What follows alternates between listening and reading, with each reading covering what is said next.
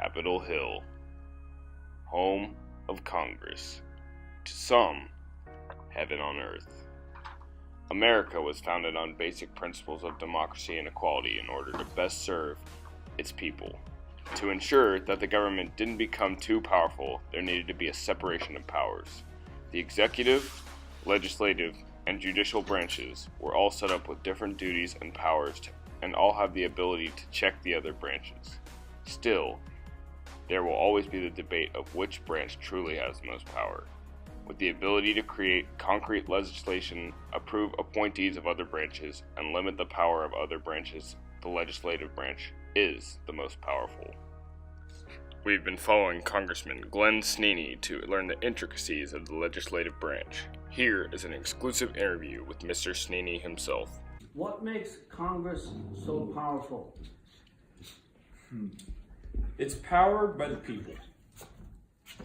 That's what makes it so powerful. But really, Congress is so powerful because it has the sole legislative privileges in America. Without Congress, nothing will get done in this country. But can't the other branches check these powers?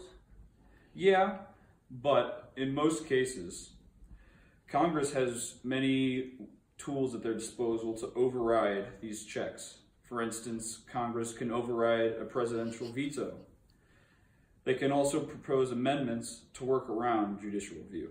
The legislative branch is the only branch in the United States government able to amend the Constitution and create concrete legislation. That is what makes it the most powerful. What has Congress accomplished recently that demonstrates their power as a branch? Well, I can think of one instance quite recently. The president declared a state of national emergency at the Mexican border, and Congress voted to override that declaration. As shown in the interview, not only can Congress pass real legislation, but they can limit the power of branches in doing so. Furthermore, they have the power to confirm or deny appointees of other branches. Here is Senator Sneeney on the topic. Recently, we had a rather controversial hearing for the Supreme Court appointee Brett Kavanaugh. After much deliberation and many accusations, he was confirmed by a margin of only 2 votes. I personally voted against him, but I have respect for the process. And do you think there could be any better way to go about this process? Just off the top of my head, no, but the system may not be perfect. But in order to keep the integrity of the process, there has to be a standard that is followed. That is the only way anything really gets done in this country.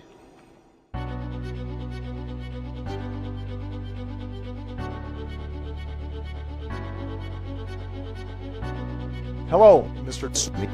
Hardwig for the Poor Connection. I am in Hawaii as a representative of the executive branch, and I must see that you have had a far more important job than I could do. Mr. Sneeney, the legislative branch, controlled me my entire term in ways, and I must get back to work. I support my Congressman, Mr. Glenn Sneeney. Congressman Sneeney has my vote. He's like a Sneeney in a bottle.